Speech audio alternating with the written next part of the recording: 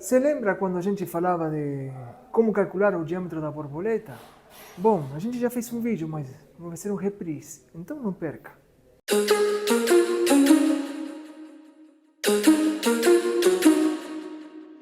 Antes do nosso bate-papo, e hoje te prometo um bate-papo técnico, né? Já curte e compartilha, né? E segue a gente nas redes sociais. E aqui tem um link para o nosso WhatsApp, se você precisar de alguma coisa, né? Liga para a gente, né? Que isso vai te ajudar bastante na tua escolha, né? De componentes para o teu projeto. Então, vamos ao que interessa. O tema de hoje é borboleta. Uma borboleta só. Como calculo mais ou menos? Mais ou menos, tá bom? É uma conta empírica baseada muito na experiência, né? De longa data, né? Mas eu queria te deixar um questionamento aqui. É muito importante que você pense nisso. Já Weber, naquela época, né, nos anos, vamos lá, aí, 60, por aí, né? Ela já tinha estudado muito bem, né? O problema do vácuo, né? Por que ele tinha que usar, digamos, um determinado difusor para um carburador só ou um determinado difusor para carburação individual. Isso tinha um motivo, né? E eles foram muito felizes porque eles criaram um manual, né? Até eles davam curso e eles explicavam, digamos, para os produtos deles qual difusor você tinha que usar, qual chiclete de baixa você tinha que usar, qual chiclete de alta, qual tubo ou canetinha, enfim, já explicavam tudo, centrador, tudo bonitinho. Então, qual que é o meu questionamento? Vem cá, vamos. Isso aqui extraído do manual da Weber. Então, eu quero falar diâmetro do difusor e cilindrada total. Aqui quando você usa um carburador para vários cilindros, né? Então você tem um motor de 1 litro, de 1,5 litro, 2 litros. Vamos lá. Vamos pegar um motor 2 litros, né? O motor 2 litros, ele já estabelece uma rotação máxima de 5.000, que é os carros de rua. Ele te pede um difusor aqui, que pode ir de 28 até 32, né? E se a gente vai aqui no difusor individual, né? Digamos, cilindrada de um cilindro, no 2.0 cada cilindro é 500 ml. Dos 500 ml para 6.000 giros, você já sai com um difusor de 37, né? De 37 milímetros. Olha, de 32 para 37, há, assim, uma diferença muito grande. Aqui eles colocaram dois diâmetros, mas a gente sai aqui, né? Com 28 para 37, né? 28 para 37 tem um abismo, né? Por que isso? Né? Veja que quando a gente estuda o problema do vácuo, né? Por que quando eu tenho um coletor que se junta tudo, uso uma borboleta pequena, e quando uso carburação individual, eu utilizo um diâmetro de difusor muito maior, né? Então, aqui eu tenho um coletor, né? Se a gente pudesse desenhar melhor, né? Um coletor, né? De um carro qualquer. Esse é um coletor, né? Eu tenho os dutos aqui, né? Ele se junta numa borboleta só. Suponhamos que aí eu coloco um carburador. Vamos ver um carburador, né? Duas bocas, né? Aí o difusor principal, vamos pôr 25, o segundo é 27. Quando eu parto para uma carburação individual, eu já arranco aí com difusores de 36, 38 e por aí em diante. Por que essa diferença? Muito bem, problema do vácuo, como falei antes. O vácuo, isso entende muito bem, o vácuo ele não é acumulativo.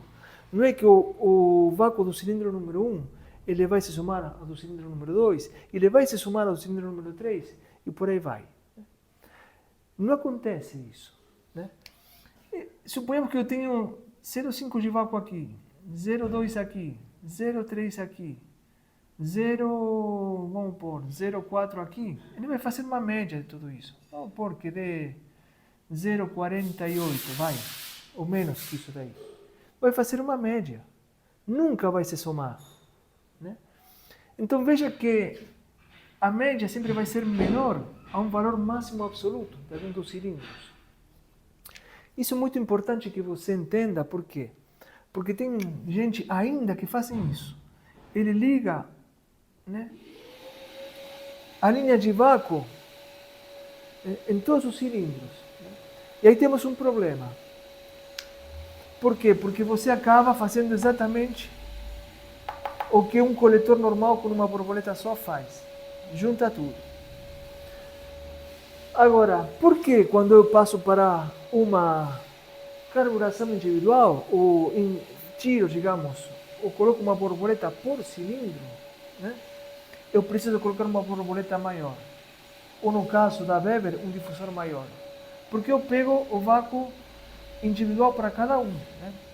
Tudo bem que aqui a gente exagerou, né? Não tem tanta diferença assim, mas só para você entender melhor isso daqui.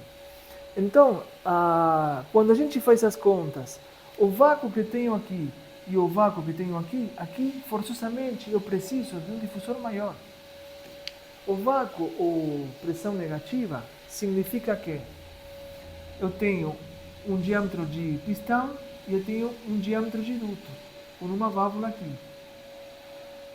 Esse diâmetro de válvula e o diâmetro do pistão vai dar uma relação. Isso determina essa queda de pressão. Né? Então isso é muito importante. Né? E isto daqui que vai criar, né, de alguma forma, ou vai determinar meu diâmetro de borboleta ou de difusor. Vamos ver o que acontece no motor, antes de chegar à nossa conta final. Vou apagar isso daqui.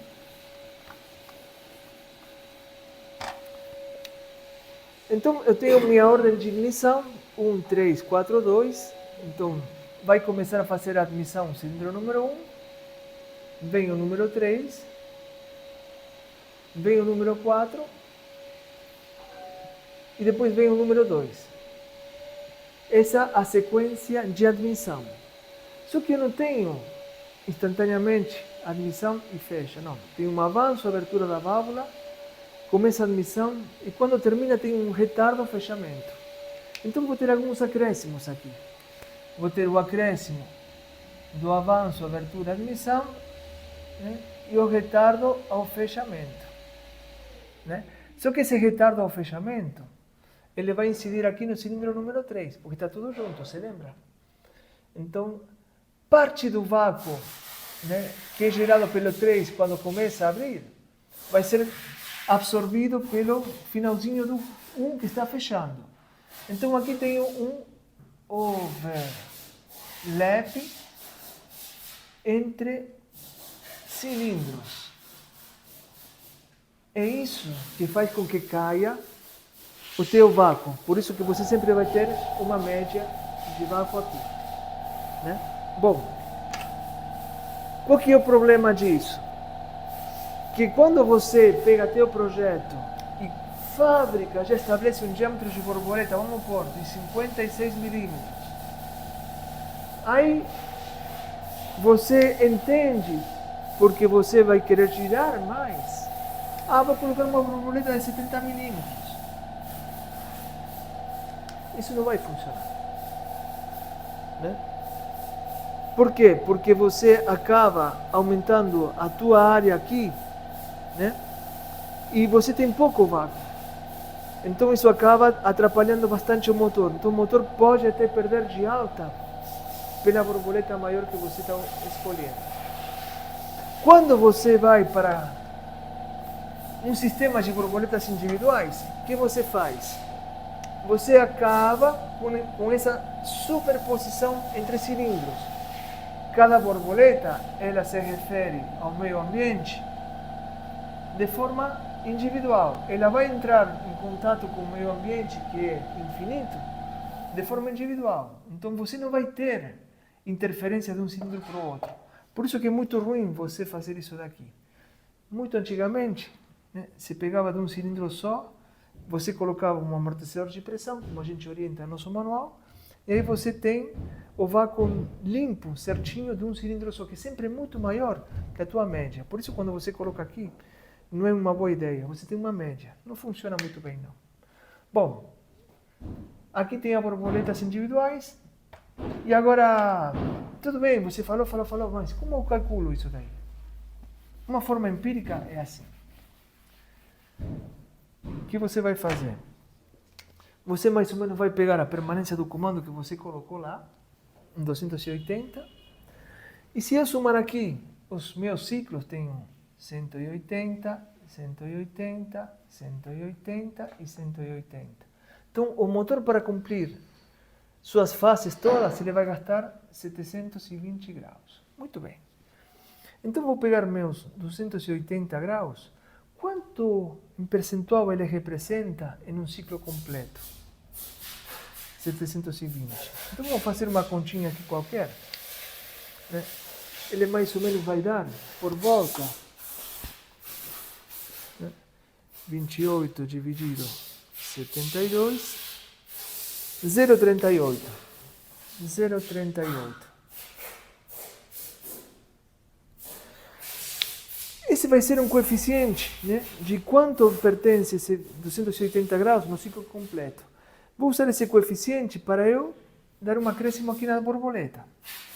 Então, eu sei que o duto no cabeçote ele é de 34 milímetros, fui lá e medi. Então pego 34 milímetros vezes 0,38, ou melhor dito, 1,38. Por que um ponto? Porque eu vou considerar já esse valor, né? Então, 34 vezes 1,38. Opa! 34 vezes 1,38 vai dar por volta de 47 milímetros. Então, você pode sair com uma borboleta de 47 milímetros, né, para te atender aí até o projeto, sem necessidade de colocar uma de 70, por exemplo. Então, é mais ou menos para ter uma ideia. Claro, você vai no dinamômetro, se você de repente com uma 50 você sentiu uma diferencinha de potência, beleza. Mas, de 47 para 50 veio um cavalo a mais, empate técnico. Pode ser até na puxada algum erro, alguma coisa, né? Quando você troca a borboleta, o acréscimo tem que ser de 5, 6, 7 cavalos ou até mais, né?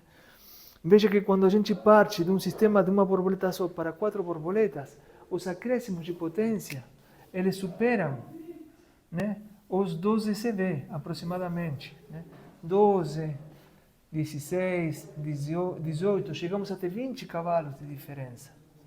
Isso por causa dessa superposição que é eliminada, né? Mas se eu aumentei a borboleta, ganhei 1 cavalo, 2 cavalos, empate técnico, né? Você não teve nenhum acréscimo, né? Então, é mais ou menos para te explicar aqui como você tem que partir de uma forma muito prática, muito simples, ter uma ideia de qual é o diâmetro de borboleta que você pode escolher para seu projeto. É turbo, não interessa, tanto faz, tá bom? Uma borboleta no diâmetro certo vai te dar boa dirigibilidade, o carro não fica dando aqueles pulos, né? Ele vai ter uma boa potência, né? E veja que no dinamômetro, no final, quando você está girando 5, 6 mil giros, você tem que ter um pouquinho de vácuo, né? Porque vácuo significa diferença de pressão, né? Quando você tem diferença de pressão ou diferença de potencial, né? Se você pega uma pilha, né, mais, menos, tem que ter uma diferença de potencial para aqui circular uma corrente e acender uma lâmpada. Se você tem positivo, positivo, negativo, negativo, não acontece nada. Você não tem diferença de potencial. Mas não entendi muito bem. Tem problema. Vamos lá. Eu vou pegar um tanque de água, né, com água aqui, e vou fazer um furo aqui, em cima do nível. Vai sair água? Não vai. Vou furar aqui. Vai sair assim. Vou furar aqui. Vai sair assim, né? Perdão, isso aqui não vai ter, né? aqui não vai ter nada, né? Não vai sair nada. Então, veja que essas diferenças de níveis, né? Esse H aqui, esse H de altura, é a que a gente chama de diferença de potencial. E aqui eu tenho um H muito maior, né? Então, a minha diferença de potencial é maior. Com o ar acontece esse mesmo conceito, é o mesmo conceito. Você precisa de diferença de pressão para ele se movimentar. Se eu gero vácuo, eu vou compensar essa falta de pressão. Eu estou com uma expressão aqui, que é pressão atmosférica, eu vou entrar, né? Quando você, no teu map lá, você tem zero, você não tem diferença de pressão, o ar fica quieto, não vai. Então, ainda é máxima abertura de borboleta, a borboleta 100%, você tem que ter aí um 0,95, um 0,9, vai, né? Não mais do que isso, né? 0,8 já é complicado, né? Se você tem muito vácuo com 100% de borboleta, você pode estar tendo alguma restrição, sem dúvida. Mas nesses valores aí, é sinal que você está tendo uma corrente de ar. Isso ajuda bastante. Bom, espero ter te ajudado aí na escolha da borboleta, né? E por que os nossos kits, né? A gente utiliza a borboleta individual? Porque te dá muita dirigibilidade. Quando você tira isso daqui, o motor fica liso, não embaralha, tem dirigibilidade e por aí vai, tá bom? Então, se gostou desse conteúdo, já compartilha. Se alguém está com alguma dúvida, manda para quem você entender aí e te vejo no próximo.